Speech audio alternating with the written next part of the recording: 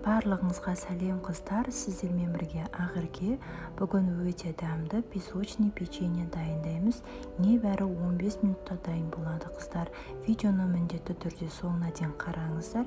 Және менің YouTube парақшама тіркелуді ұмытпаңыздар. Рецепті описанияда міндетті түрде жазып қалдырамын. Ең алдымен ыдысымызға сары майымызды саламыз. Сары майымыз міндетті түрде жұмсақ әрі мұздай болу керек. Салқын болу керек міндетті түрде қыздар. Осыған енді қантымызды қосамыз. Жақсылап осылай езіп араластырамыз. Енді осыған бір жұмыртқамыздың сарысын саламыз. Араластырамыз.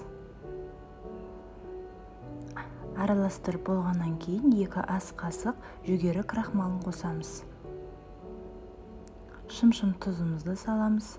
Жақсылап бір рет араластырып жібереміз. Енді електен өткізілген ұнымыздың барлығын қосып, осылай лопатканың көмегімен араластырып қамырғыламыз. Енді осындай кондитерский мешогымызға, осы насаткамыз менде звездочка, сіздер кез келгенін қолдансаңыздар да болады. Осыған тестамыздың барлығын салып шығамыз. Дайын болды. Мінекей, енді ұшын қайшымен кесіп жесеңіздер болды. Кескенде сәл үлкенірек етіп кесіңіздер. Формамызға пергаментімізді төсеп, осылай дөңгелек етіп формасын келтіреміз. Кез келген формада жасасаңыздар болады, өздеріңіздің қалауларыңызша.